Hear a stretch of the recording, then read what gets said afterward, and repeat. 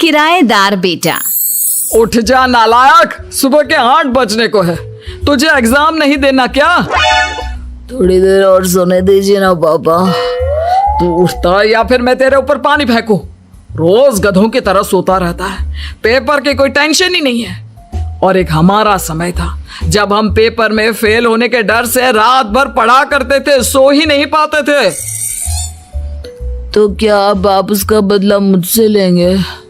मैं 15 मिनट बाद उठ जाऊंगा, आप प्लीज जाइए, मुझे डिस्टर्ब मत कीजिए।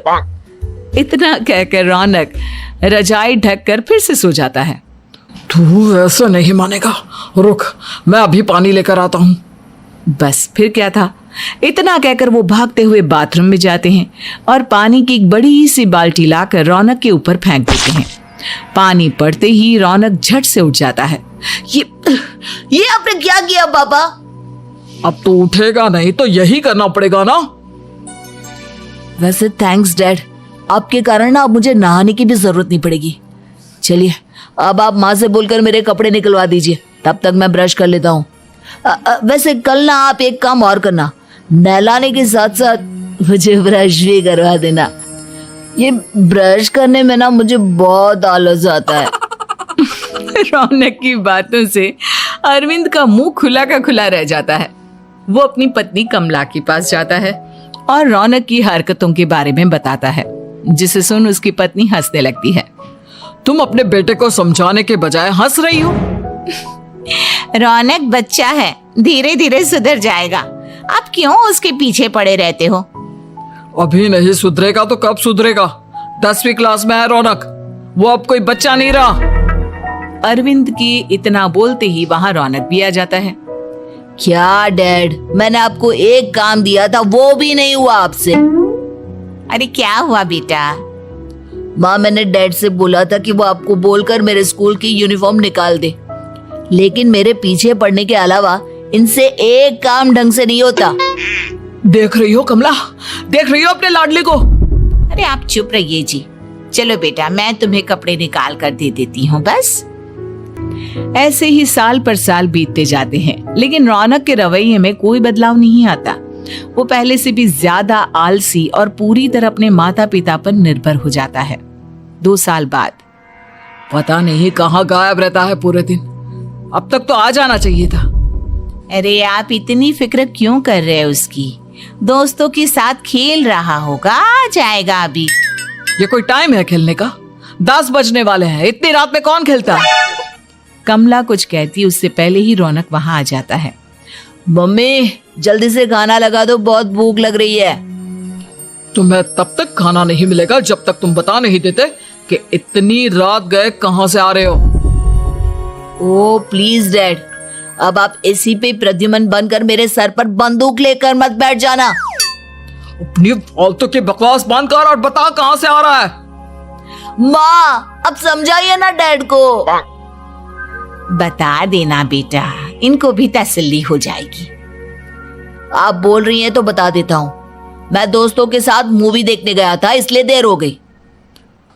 तो इन सब चीजों में मेरे पैसे उड़ाता है। कभी 1 रुपया कमाने के बारे में सोचा है तूने? जब देखो हवा की तरह पैसे उड़ाता रहता है। माँ अब आप इन्हें चुप करा दीजिए, वरना ना मुझे गुस्सा आ जाएगा। अच्छा क्या कर लेगा? बता ना क्या कर लेगा तू? वैसे बात तो ठीक ही है, मैं कर ही क्या सकता हूँ। पैसे तो फिर भी मैं आपसे ही मांगूंगा ना। चलिए अब ये सब बात छोड़िए और मम्मी मेरे लिए खाना लगा दीजिए। अभी लगा देती हूँ बेटा। मैं बता रहा हूँ कमला, एक दिन ये ऐसे ही बिगड़ जाएगा। उफ़ो, आप क्यों इतना पीछे पड़े रहते हो मेरे बच्चे के? बात की बाद में देखेंगे, अभी आप शांति से उसे खाना खाने देंगे। अगले दिन डैडी मुझे 10,000 रुपए चाहिए। हाँ? अब इतने पैसे क्यों चाहिए तुझे? डैड आप बिना सवाल किए कभी पैसे नहीं दे सकते क्या? जब तक तू बताएगा नहीं तुझे पैसे भी नहीं मिलेंगे। अरे अब आप अपने बेटे को पैसे भी नहीं दे सकते? नालायक, तेरी उम्र के लोग नौकरी करते हैं और एक तू है जो नौकरी करने का नाम ही नहीं लेता कभी। आप लोगों के होते हुए भला मैं नौकरी क्यों करूं? अरे हम कब तक पैसे देंगे तुझे? तुझे भी तो अपने पैरों पर खड़ा होना होगा ना। कौन सा उधार के पैरों पर खड़ा हूं? अपने ही तो पैरों पर खड़ा हूं मैं। इसी तरह रौनक दिन प्रतिदिन लापरवाह होता जाता है। उसकी लापरवाही को देखते हुए अरविंद और कमला अपने बेटे की शादी कराने का फैसला लेते हैं और 1 महीने के अंदर अंदर ही रौनक की शादी मेघा नाम की लड़की से करा देते हैं। शादी के कुछ दिन बाद, रौनक, मुझे एक अच्छी सी साड़ी चाहिए, आप ला दोगे ना? हाँ, क्यों नहीं। कितने तक की आती है साड़ी? यही करीब 5,000 तक की। तुम चिंता मत करो, मैं आज ही डैडी से पैसे मांगकर तुम्हारे लिए साड़ी ले आऊंगा। आप कब तक ऐसे ही अपने पापा से पैसे मांगते रहेंगे?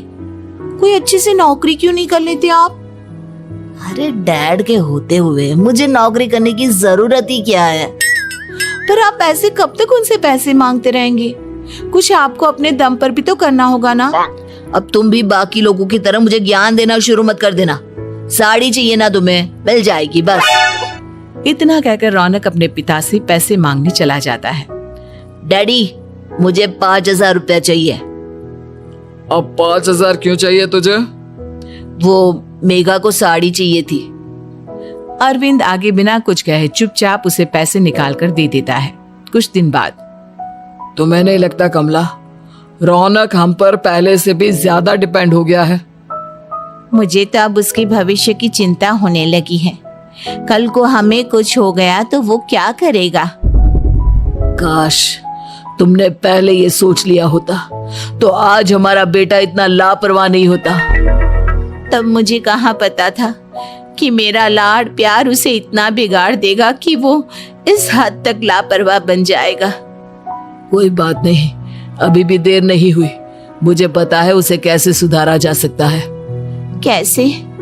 अरविंद कुछ कहता उससे पहले रौनक वहां आ जाता है और पैसों के लिए हाथ फैलाने लगता है। डैड, मैं और मेघा बाहर घूमने जाना चाहते हैं। अरे वाह, ये आज सूरज कहाँ से निकला है? Dad please. अच्छा चलो अब मुद्दे की बात करो। मुझे अब 25,000 चाहिए।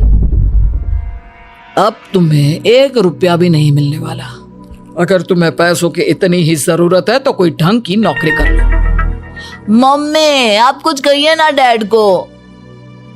बेटा, वो गलत क्या बोल रहे हैं? ये सब हम तेरे भले के लिए ही तो कर रहे हैं। मम्मा, मैंने बताया ना आपको, मुझे नहीं करनी कोई जॉब वॉब। तो ठीक है, निकल जाओ हमारे घर से। तुम्हारे जैसे लोगों के लिए मैंने ये घर खड़ा नहीं किया है। जितना ये घर आपका है ना, उतना ही मेरा भी है। मैं कहीं नहीं जाने वाला। जाना तो पड़ेगा ही तुझे, क्योंकि अब मैं तेरा कोई भी खर्चा नहीं उठाने वाला।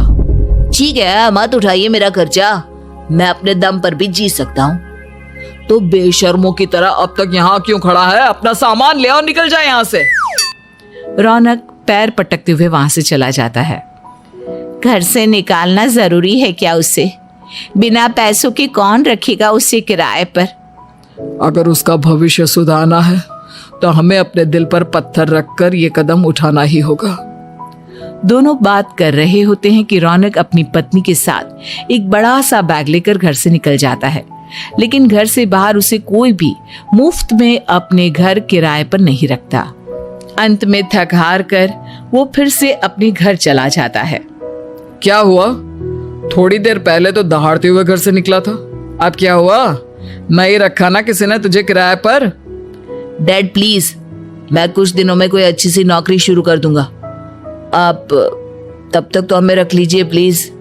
सुबह से रात हो चुकी है लेकिन कोई हमें रखने को राजी नहीं है। अब आप ही बताइए, इतनी रात को मैं मेघा को लेकर कहाँ जाऊंगा? ठीक है, बहू की वजह से मैं तुझे घर पर रख रहा हूँ, लेकिन तू इस घर में एक बेटे की नहीं बल्कि एक किराएदार की हैसियत से रहेगा। 3 महीने है तेरे पास। इन 3 महीनों के अंदर अंदर मुझे तेरी पहली तनख्वाह हाथ में चाहिए, समझ गया? पक्का डैड, इन 3 महीनों के अंदर अंदर तो कोई बढ़िया सी नौकरी ढूंढ ही लूंगा मैं।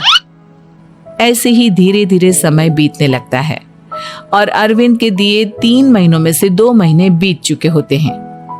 पापा जी ने हमें 3 महीने दिए थे, जिसमें से 2 महीने तो बीत चुके हैं। अब ये आखिरी महीना बचा है।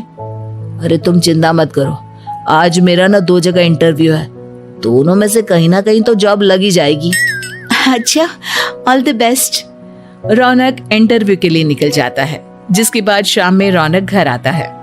कैसा गया इंटरव्यू? आपकी नौकरी लगी या नहीं? अरे पहले सांस तो ले लेने दो अच्छे से। बताइए ना, मुझसे तो जरा भी इंतजार नहीं हो रहा है। वो दरअसल बात यह है कि मेरी नौकरी तो लग चुकी है, लेकिन पैसे बहुत कम है। कितने पैसे हैं? 15,000। इतने में अरविंद और कमला मिठाई का डिब्बा लेकर आ जाते हैं। बधाई हो बेटा। हम जानते थे तेरी जॉब जरूर लगेगी। लेकिन मेरी सैलरी बहुत कम है मम्मा। कम है तो क्या हुआ, धीरे धीरे बढ़ जाएगी।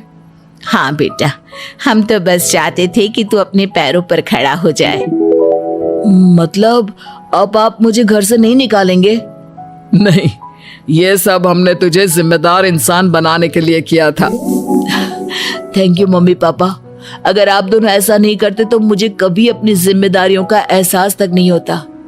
आज आपने मुझे सिखा दिया कि इंसान का अपने पैरों पर खड़ा होना भी जरूरी होता है। इतना कहकर रौनक झट से अपने माता पिता के गले लग जाता है और अपनी कमाई की पहली तनख्वाह वो अपने माता पिता के हाथ में सौंपता है। इस तरह रौनक एक गैर जिम्मेदार व्यक्ति से एक जिम्मेदार व्यक्ति बन जाता है। और फिर शुरू हुई असली डर की ये कहानी है एक गांव से ही बिजलियां रास्ते की